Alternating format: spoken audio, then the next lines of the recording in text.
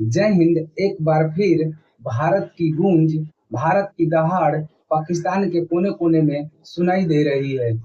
भारत की दहाड़ से पाकिस्तान एक तरफ जहां बौखलाया हुआ है, जहां घबराया हुआ है, वहीं दूसरी तरफ उसके आका हमदर्द कहे जाने वाले चीन भी भारत के कड़े विरोध और दहाड़ से घबराया हुआ है।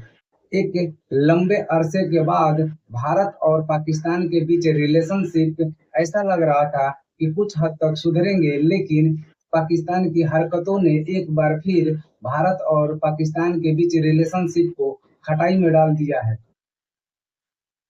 आपको बता दें कि इस बार एससीओ शिखर सम्मेलन का आयोजन पाकिस्तान में किया गया था, जिस सम्मेलन में बड़े बड़े देश के नेता भाग लेने पहुंचे थे। वहीं भारत के तरफ से भारतीय विदेश मंत्री एस जयशंकर भी उस शिखर सम्मेलन में भाग लेने के लिए पाकिस्तान पहुंचे थे। उस शिखर सम्मेलन में पाकिस्तान ने अपने हरकतों से बाज न आते हुए, अपनी पुरानी परंपरा दोहराते हुए एक बार फिर से चीन के साथ मिलकर भारत को कश्मीर के मुद्दे पर घेरने की कोशिश की।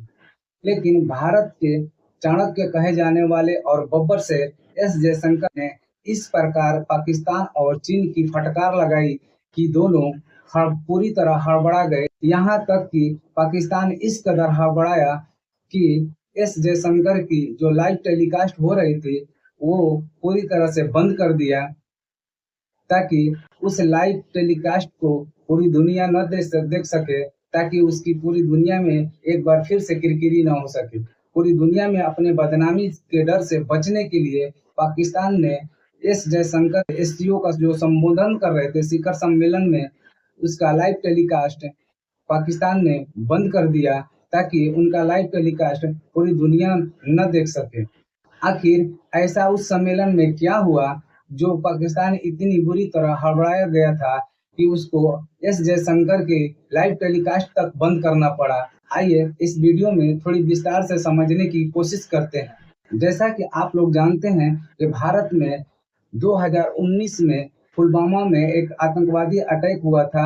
उस समय भारत के 45 सैनिक जो शहीद हो गए थे।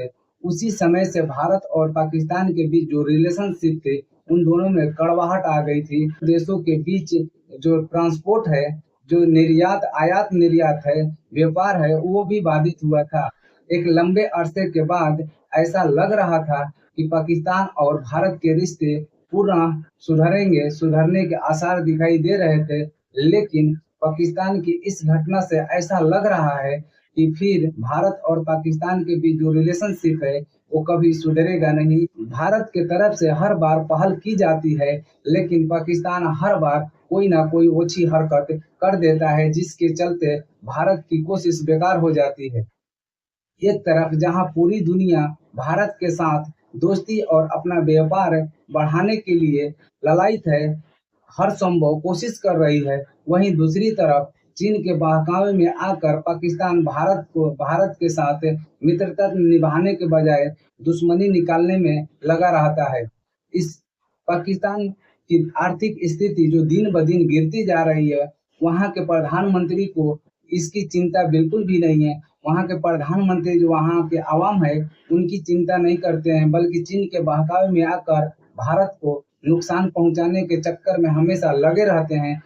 लेकिन फिर भी भारत अपना पड़ोसी होने के नाते पाकिस्तान को हर बार मौका देता रहता है।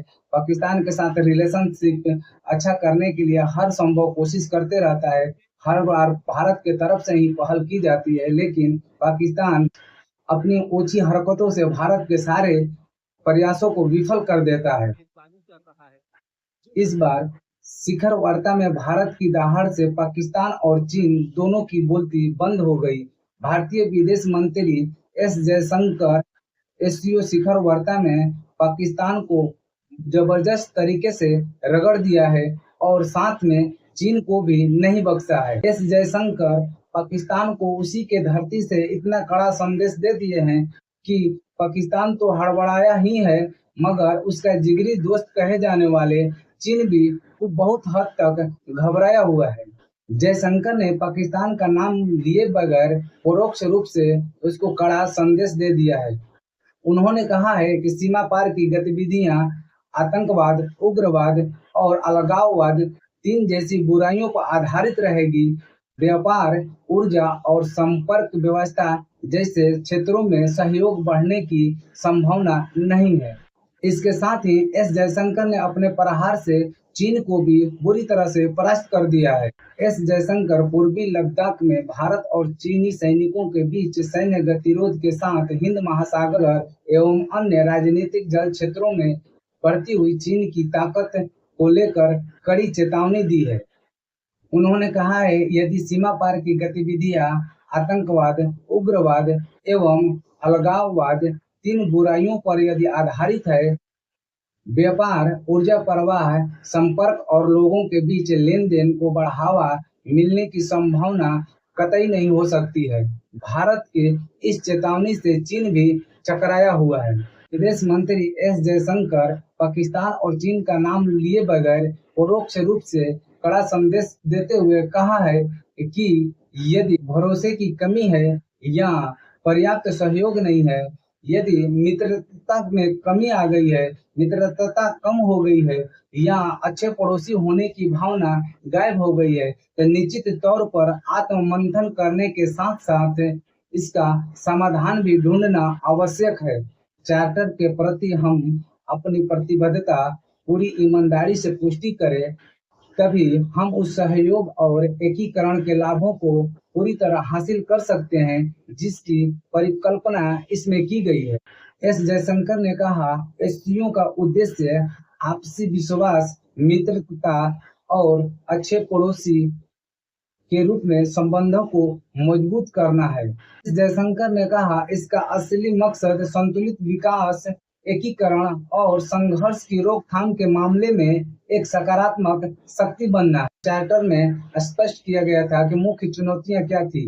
मुख्य रूप से 3 चुनौतियां थी जिनका मुकाबला करने के लिए एससीओ प्रतिबद्ध था। इस प्रकार थी, पहली आतंकवाद, दूसरी उग्रवाद और तीसरी अलगाववाद। एस जयशंकर भारत के तरफ से पूरी तरह से साफ कर चुके हैं कि भारत उन पड़ोसी देशों के साथ रिलेशनशिप तभी अच्छा रख सकता है, मित्रता तभी निभा सकता है, व्यापारिक संबंध तभी बना सकता है जब सीमा पार से आतंकवाद, उग्रवाद और अलगाववाद पूरी तरह से खत्म हो जाए।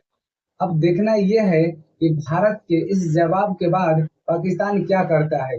पाकिस्तान भारत के साथ रिलेशनशिप बनाना चाहता है या नहीं चाहता है।